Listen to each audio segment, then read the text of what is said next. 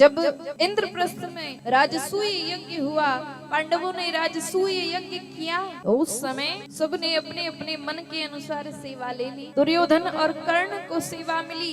क्या सेवा मिली दुर्योधन कर्ण को? भगवान ने सेवा दी कि दुर्योधन और कर्ण को क्या करना है? बोले खजाने में जितना भी धन है और वो जो यज्ञ में खर्च होगा उसकी देखरेख, उसका लेखा जोखा, उसका हिसाब किताब कौन करेंगे? दुर्योधन और कर्ण करेंगे। दुर्योधन और कर्ण तो बड़े प्रसन्न हो गए कि यज्ञ में हम इतना धन लुटाएंगे, इतना धन लुटाएंगे कि यज्ञ ही पूरा नहीं हो पाएगा, सारा खजाना खाली कर देंगे। लेकिन भगवान ने विचार करके इन दोनों को सेवा दी। क्यों? क्योंकि कर्ण के हाथ में ऐसी रेखा है, कैसी रेखा है कि कर्ण अपने हाथ से जितना लुटाएगा उसका 100 गुना बढ़ता जाएगा। और दुर्योधन के मन में ये भाव है कि मैं इनका सारा खजाना लुटा दूं, इनका सारा धन समाप्त कर दूं, तो दुर्योधन लुटाता जाएगा और कर्ण के भाग्य की रेखा के कारण वह बढ़ता जाएगा। 1 गुना यदि यज्ञ में खर्च किया जाएगा तो वहां 100 गुना बढ़ जाएगा। इसलिए इन दोनों को ये कार्य दिया, कर्ण और दुर्योधन को, कि ये जो है खजाने का काम संभालेंगे, यज्ञ में जितना धन खर्च होने वाला है वो उसका हिसाब किताब ये रखेंगे। और यज्ञ में आने वाले संत महात्मा ब्राह्मण दर्शनार्थी भक्तों के भोजन की व्यवस्था कौन संभालेगा? तो कहा भीम को जो है रसोई का कार्य दिया, रसोईशाला का कार्य दिया। किसी ने कहा भगवान यदि भीमसेन को रसोई थमा दी तो रसोई में कुछ नहीं बचेगा, ये अकेले ही स्वयं पा जाएंगे। तो भगवान कहने लगे तभी तो रसोई को, वो भीमसेन को जो है रसोईशाला दे, क्योंकि जो खाना जानता है वही खिलाना जानता है। यदि किसी ऐसे व्यक्ति को रसोई दे दी जाए जो गिनकर 2 रोटी ही खाता हो, तो वो दूसरों के लिए भी 2 रोटी ही बनाएगा। लेकिन भीमसेन को रसोई दी क्योंकि जिसको खाना आता है उसको खिलाना भी आता है, और जो खाना नहीं जानता वो खिलाएगा क्या? ऐसे सभी को कार्य बांट दिए गए। और सबसे अंतिम में भगवान श्री कृष्ण ने स्वयं के लिए क्या कार्य रखा कि यज्ञ में जितने भी संत महात्मा और ब्राह्मण आएंगे उनके चरणों को पखारने की जो सेवा होगी, भगवान श्री कृष्ण ने कहा वो मेरा काम रहेगा कि जितने भी संत महात्मा जो यज्ञ में दर्शन करने वाले आए हैं उनके चरण को पखारना, उनकी सेवा करना मेरा काम। तो भगवान कहते हैं हर युग में मैं तो प्रतीक्षा करता हूं कि संतों की सेवा, ब्राह्मणों के चरणों की सेवा मुझे मिले। भगवान श्री कृष्ण ने सुदामा के चरणों को पखारा। तो ये संत को इस प्रकार से दर्शन दिए। मतलब क्या है? मतलब ये है कि ये विचार नहीं करना मैं अभी शुद्ध हूं, मैं अशुद्ध हूं, मेरा नियम ये है, आज नियम नहीं हो पाया, कल नियम नहीं हो पाया। नियम में बांधोगे, समय में बांधोगे भगवान को तो वो अपार समय से परे है। वो अपार, तो संसार के सारे नियम जहां समाप्त हो जाते हैं वहां से परमात्मा की कथा शुरू होती है। भगवान को नियमों में कोई नहीं बांध सकता। नियम तो हमारे लिए है, नियम सीखने के लिए है कि आज थोड़ा करो, कल उस नियम को बना के रखो।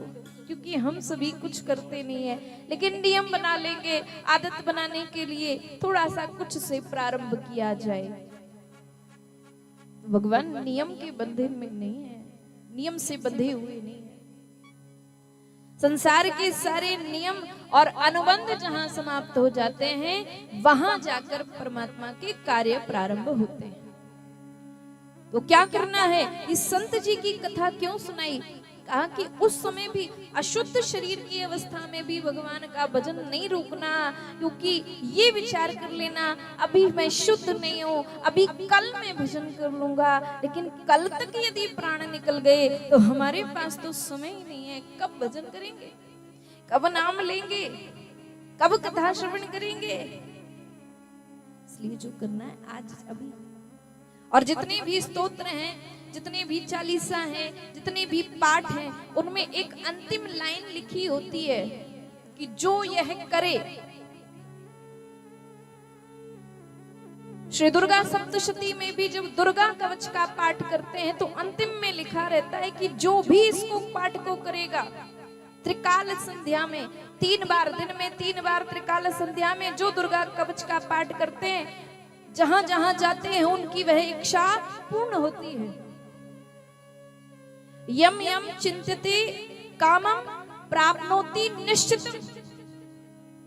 जिस जिस कामना की चिंता करेंगे, जिस जिस इच्छा को करेंगे, जहां जहां जाएंगे वह पूर्ण होगा। जो दुर्गा कवच का पाठ करेंगे, वहां ये नहीं लिखा कि नारी करेंगे, कि पुरुष करेंगे, कि बालक करेंगे, कि बच्चे करेंगे, कि संत करेंगे, कि महात्मा करेंगे, कि ब्राह्मण करेंगे। नहीं, जो जो ये करेंगे। श्री हनुमान चालीसा में जब पढ़ते हैं तो अंतिम में लाइन आती है, जो ये पढ़े हनुमान चालीसा होए सिद्ध साखी गौरी सा। वहां भी ये लिखा है जो ये करेंगे। वहां पे भी ये नहीं लिखा है कि कोई बड़ा विद्वान हो, कोई ब्राह्मण हो, कोई संत हो, कोई महात्मा हो तब ये पाठ करे, तो नहीं। जो यह पढ़े हनुमान चालीसा होए सिद्ध साखी गौरी सा, मतलब उनके सारे कार्य सिद्ध होंगे। और इसके साक्षी, साखी गौरी सा अर्थात इसके साक्षी गौरी के ईश भगवान शंकर हैं, साक्षी भी दिए।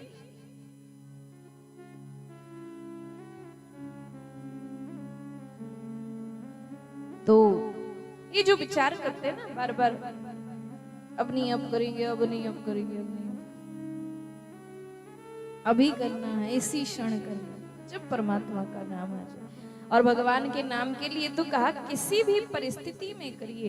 अरे जब बुढ़ापे में शरीर जर्जर हो जाता है ना, खटिया पर डले होते हैं, मलमूत्र भी बिस्तर पर हुआ होता है, मुख से लार बह रही होती है, तब क्या याद आता है? परमात्मा का नाम। तब ये विचार नहीं करना ये शरीर तो अपवित्र हो गया। नित्य क्रियाओं कि करते समय हम विचार करते हैं कि हमारा शरीर अपवित्र हो गया, लेकिन ये विचार गलत है, क्योंकि ये शरीर तो सदैव ही अपवित्र है, ये कभी भी पवित्र हो नहीं सकता।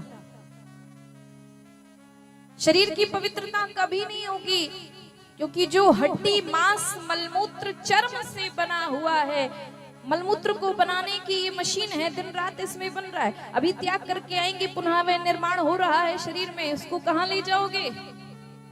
वो कभी भी पवित्र नहीं होगा।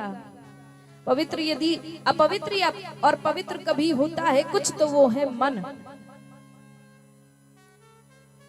और ये भगवान के नाम से पवित्र होने वाला है। कैसे?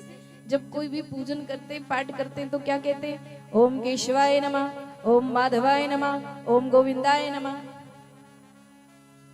ओम अपवित्राय पवित्रो सर्वा अवस्थाम गतो अपि वा पुंडरीकाक्षम बाहभ्यांतरः शुचि।